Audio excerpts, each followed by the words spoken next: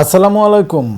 মন খারাপ করার কিছুই নেই, যেহেতু আমাদের টার্গেট সবসময় নেক্সট বিশ্বকাপ, তাই মন খারাপ করার কিছু নেই। ইন্ডিয়ার কাছে আজকে 50 রানের যে পরাজয় বাংলাদেশের হলো সেটা কাম্যই ছিল।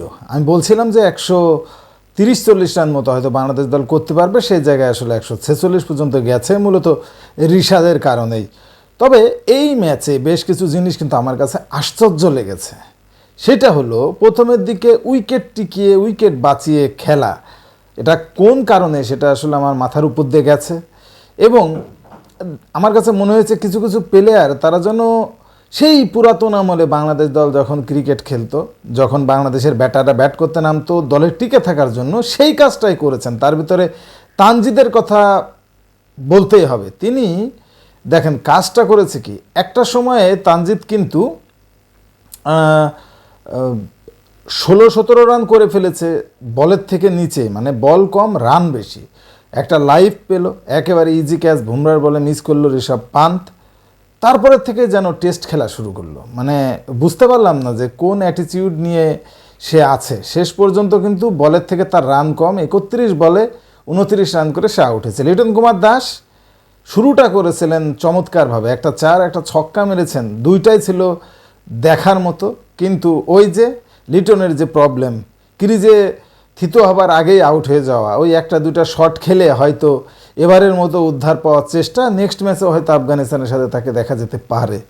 10 বলে 13 রান করেছেন নাজমুল হোসেন শান্ত, 32 বলে 40 রান করেছেন, হাইয়েস্ট রান গেটার। তাহিদ হৃদয় টিকে থাকতে পারেননি, 6 বলে মাত্র 4 রান করেছেন। সাকিব পুরো টুর্নামেন্ট জুড়ে শুধু নেদারল্যান্ডসের 50টা বাদ দিলে সাকিবের আসলে আর বলার মতো কোনো কিছু নেই। 7 বলে 11 রান করে তিনিও শেষ। মাহমুদুল্লাহ আজকে যেন বলই বুঝে উঠতে পারছিলেন না, মানে ব্যাটে বলে কোনো টাইমিং নেই, একেবারেই অদ্ভুতের অবস্থা। 15টা বল খেলেছেন, তার ভিতরে 10 থেকে 12টা বল তিনি হিট করার চেষ্টা করেছেন, কোনোভাবেই ব্যাটে বলে লাগেনি। শেষের দিকে রিশাদ 10 বলে 24 রানের একটা ঝোড়ো ইনিংস খেলেছেন, 3টে ছক্কা তিনি মেরেছেন। আসলে রিশাদ যে ইনিংসটা খেলেছেন সেই ইনিংসটাই বাংলাদেশের ব্যাটারদের খেলা উচিত ছিল, কিন্তু সেই কাজটা হয়নি। মূলত বোলারদের ভুলের মাসুলি বাংলাদেশ দল দিল। দেখেন ভারত যে 196 রান তুলেছে, এই 196 রান কিন্তু তাদের হবার কথা নয়। একটা পর্যায়ে যখন সূর্যকুমার যাদব 8.3 ওভারে 77 রানে তিনি আউট হন, তখন কিন্তু ভারতের 3 উইকেট। দেখেন 108 রানের সময়ও ভারতের 4 উইকেট 11.4 ওভারে, মানে রান রেটটা তারা কিন্তু ঠিক রেখেছে, রান রেটটা তারা ঠিক রেখেছে। পক্ষান্তরে আমি যদি আমাদের ইনিংসটা দেখাই, উইকেট যদি দেখাই, দেখেন 11.1 ওভারে 76 রান 3 উইকেটে, মানে কোথায় ভারতের 100 রান 11 ওভারে আর আমাদের 76। আমরা আসলে রান রেটটা ঠিকঠাক করতে পারেনি। আর 196-97 রান ইন্ডিয়ার যে শক্তিশালী বোলিং লাইন আপ, সেই বোলিং লাইন আপের বিরুদ্ধে বাংলাদেশ দল করে ফেলবে তেমনটাও ভাবিনি। আমরা এখন পাপন বাবুর মতো বলতেই পারি যে আমাদের টার্গেট নেক্সট বিশ্বকাপ, আমাদের দুঃখ কষ্ট বলে কিছু নেই। বাংলাদেশের ম্যাচ দেখতে বসতে হবে। যদি নর্মাল টিম হয় তাহলে হাফ ইত্তেশ করে অনেক টেনশন করতে হবে, হাইপার টেনশন হতে হবে। আর যদি বড় দল হয় সেক্ষেত্রে চিন্তাই করতে হবে যে বড় ব্যবধানে আমরা হারবো, তাইলে আর কোনো অসুবিধা নেই।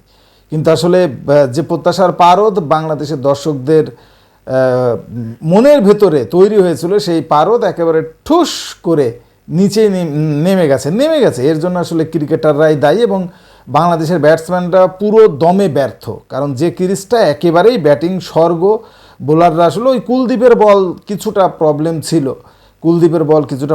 ছিল, কিন্তু বুমরার কথা বলেন, 4 ওভারে 13 রান দিয়েছেন তিনি, 2টা উইকেট নিয়েছেন। বুমরার বল কিন্তু এমন আহামরি কিছুই ছিল না যে বাংলাদেশের বোলাররা খেলতে পারবে না।